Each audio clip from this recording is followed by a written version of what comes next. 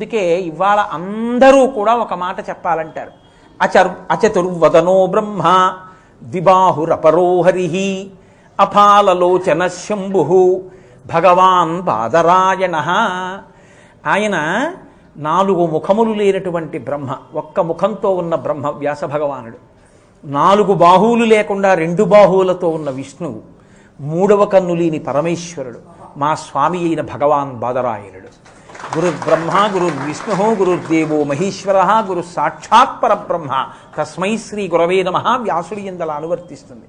కాబట్టి అటువంటి వ్యాసుడు వ్యాసం వసిష్ఠనప్తారం శక్తేః పౌత్రమకల్మషం పరాశరాత్మజం వందే శుకతాతం తపోనిధిం. ఆయన వైభవం ఏమిటో చెప్పడానికి ఈ శ్లోకం చెప్తుంటారు. ఆయన వ్యాసం వసిష్ఠనప్తారం, వశిష్ఠ మహర్షి యొక్క మునిమనవడు.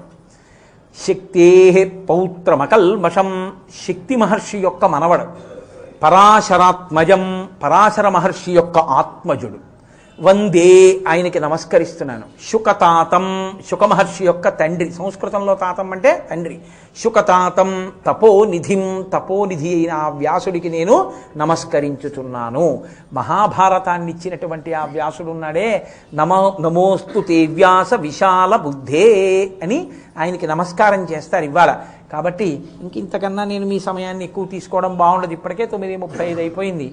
నాకు ప్రాణం, నేను మీతో యథార్థం మనవి చేస్తున్నాను. నా జీవితంలో నా కొడుకు పెళ్లి రోజు కన్నా, నా కూతురు పెళ్లి రోజు కన్నా నాకు అత్యంత ఇష్టమైన రోజు ఏదంటే గురు పౌర్ణమి. నేను ఇవాళ రోజు ఉదయం స్నానం చెయ్యగానే వెళ్ళి మా గురువు గారి పాదాల మీద నా తల పెట్టి నమస్కరించి వారిని సత్కరించుకుని వస్తాను. ఈశ్వర శాసనము నీడు మానదు అంటాడు పరీక్షిత్తు భాగవతంలో. భవిష్యత్ జన్మ జన్మంబులన్ హరి చింతారతియున్ హరి ప్రణుతి హరి భాషాకర్ణ ఆసక్తియున్ హరి పాదాంబుజ సేవయున్ కలుగు వీరర్థిన్ ప్రసాదింపరే అంటాడు. ఏమి చిత్రం అసలు! కాకినాడ పట్టణంలో గురు పౌర్ణమి అంటే ఇవాళ పెద్ద ఊరిరిగింపు, ఒక మహాత్ముడికి సత్కారం ఎంత గొప్పగా ఉంటుందో. అటువంటిది ఆశ్చర్యకరంగా ఏమరపాటుతో చూసుకోకుండా పొరపాటున హైదరాబాద్కి డేట్లు ఇచ్చేటప్పుడు గురు పూర్ణిమతో కలిపి ఇచ్చేశాను. ఇచ్చేసిన తర్వాత చూశాను గురు పౌర్ణమి హైదరాబాద్ వెళ్ళిపోయింది అని. ఓ, ఇది ఈశ్వర శాసనం. ఈ సంవత్సరం గురు పౌర్ణమికి నువ్వు హైదరాబాదులో ఉండు అని సర్వేశ్వరుడి శాసనం. ఎక్కడుంటే నా గురువుకి నేను నా మనసా నమస్కరించలేనా? మా గురువుగారి పాదములకు నా శిరస్సు తాటించి నమస్కారం. గురు పౌర్ణమి పొంగిపోవలసిన రోజు. అందరూ తప్పకుండా ప్రతి ఇంట్లో వ్యాస భగవానుడికి గురువుకి నమస్కరించవలసిన రోజు. అటువంటి గురుస్వరూపమైనటువంటి సాయిబాబా గారి యొక్క సంస్థానం ఈ దేవస్థానం. సంకల్పమాత్రం చేత అనుగ్రహించగలిగిన స్వరూపాలు గురుస్వరూపాలు. అన్ని ఆచార్య స్వరూపాలే అవ్వక్కర్లేదు, గురుస్వరూపంగా అనుగ్రహిస్తాయి. కాబట్టి అటువంటి గొప్ప సన్నిధానంలో మనం ఉన్నాం.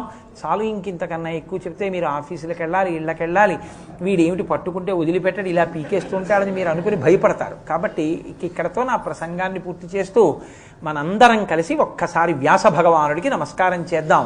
నేనంటాను, మీ అందరూ కూడా 2 చేతులు జోడించి అనండి. సాయిబాబా గారు ఎంతో సంతోషిస్తారు. వీళ్ళందరూ వ్యాసుడికి నమస్కరించారు, ఇది కదరా సంస్కారం అంటే. కాబట్టి అందరూ అనండి. వ్యాసం వసిష్ఠనప్తారం శక్తేః పౌత్రమకల్మషం పరాశరాత్మజం వందే శుకతాతం తపోనిధిం.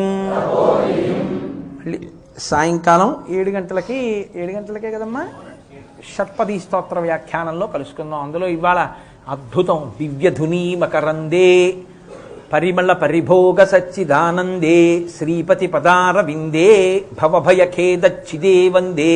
2వ శ్లోకం. మంగళాశాసనపరైః మదాచార్య పురోగమైః సర్వైశ్చ పూర్వైరాచార్యైః సత్కృతాయాస్తు మంగళం. మంగళం కోసలేంద్రాయ మహనీయ గుణాత్మనే చక్రవర్తి తనూజాయ సర్వభౌమాయ మంగళం.